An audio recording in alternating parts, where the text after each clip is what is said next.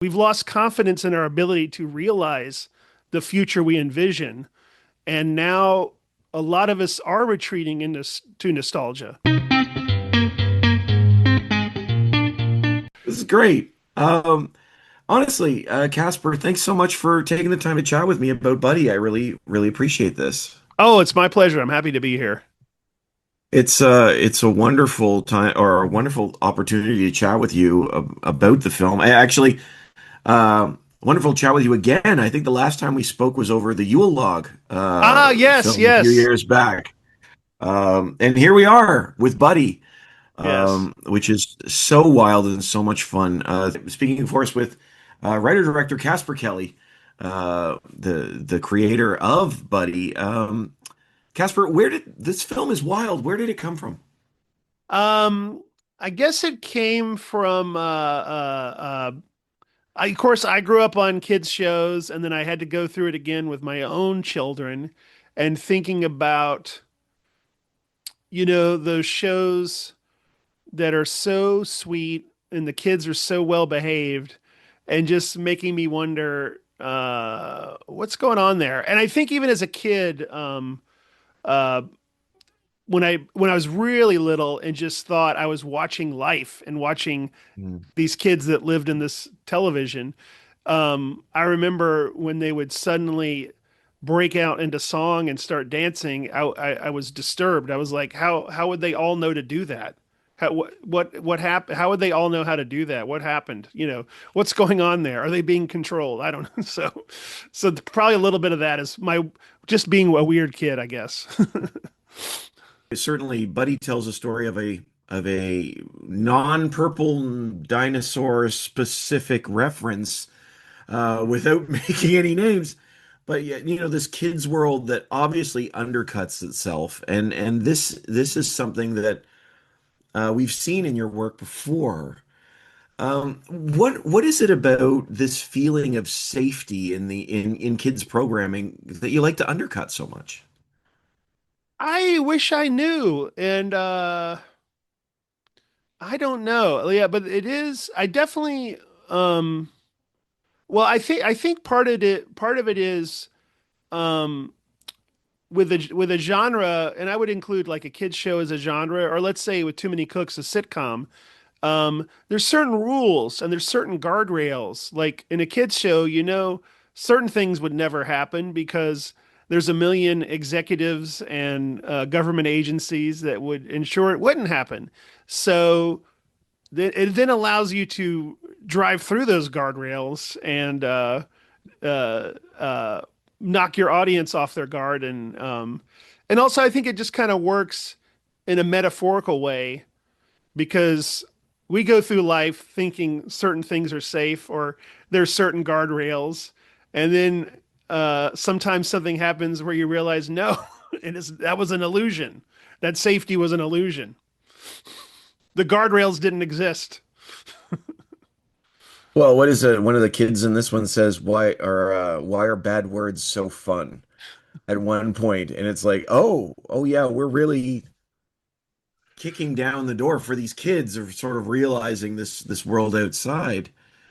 Um, but it's interesting too because in preparing for this conversation, looking in the notes, there's you make a comment about Grimm's fairy tales and how family children's entertainment always seemed to had an agenda. Um, can you talk about that here? Because as we're talking about those guardrails, a lot of times, you said somebody has put them in place because they're trying to create that world of safety, but at the same time that it does lean into that agenda. I hadn't thought about Grimm's fairy tales, but that's very interesting because those are, of course, very dark and meant for children, and they're usually morality tales where the kids do something wrong that they shouldn't have done to get them in that trouble, but not always.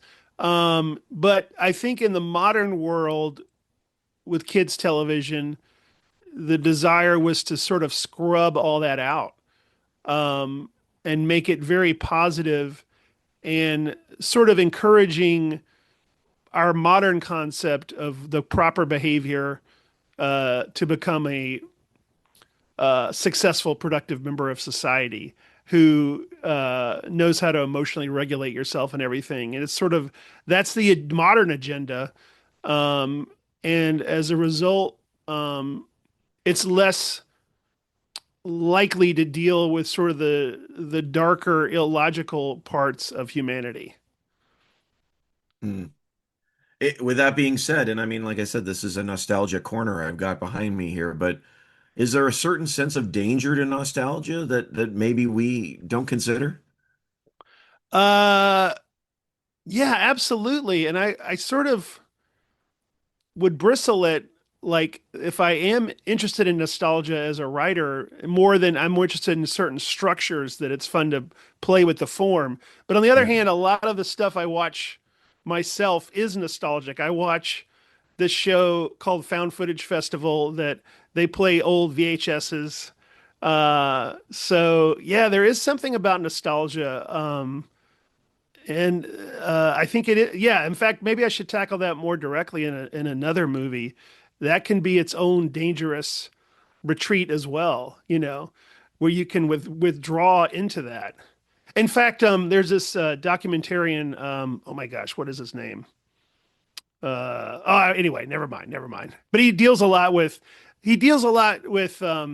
he's a British documentarian. He did one called Hypernormalization, and he deals with this is an interesting thought actually that that the world used to have the Western world used to have a concept of the future of Star Trek or what have you, of what the future was going to be like. And we've lost that. We've lost confidence in our ability to realize the future we envision, and now a lot of us are retreating into to nostalgia because there is no concept of a future. It's an interesting thought. That is fascinating. I never thought of that. That's a really interesting Adam Curtis, that's the guy's name. Adam Adam Curtis. Curtis.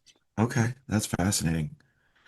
Um, um, one of the things I love about this thing, and you have, I mean, I have to ask this too. I mean, you have Kristen Milioti, if I'm saying her name properly, in this as who is just phenomenal. I mean, there's lots of phenomenal people in this film. Um, and she's wonderful in the role of the mother. And there seems to be this question of calling out the monsters. We see moments where she's chatting with the character of Freddy. I think it's Freddy. Yes. Um, and reminding her of that. And I was wondering why that was interesting for you to explore in this film. I think that's a great question. I think on a deep level, step one is to acknowledge something is a monster Mm, because a lot of times you're in denial about it. You're in denial about it because you want it to it's something you look up to and trust. So it's a huge step to be able to take that step. It's almost like leaving a cult. The first mm. steps of leaving a cult are doubting something. Yeah, yeah, absolutely. And I mean, certainly we see here that trust and mistrust works really well with this sort of horror comedy slash hybridness. Uh, just as well too. Just I know we're starting to run out of time, but I thought I'd ask you about the set design because certainly, I mean, we see the influence of lots of iconic children's shows, but was that fun to create? And was there one or two that you really decided to lean in on? Oh yeah, that was a blast. And I worked with this production designer Anna Kathleen, who just went above and beyond and did miracles with our budget. Um, yeah, I wanted it to feel wonderful and magical. And I mean, there was so much talking of the color palette or like the size of there's a talking well called the worry well, and the size and color of the stones on the worry well, and his eyebrows and whether they would be stone as well. And it was just fun to create that world, and then without spoiling too much, there are other worlds beyond this world, and it was so fun to shift gears and then do something totally different. It was great. Yeah, this would really let your imagination run.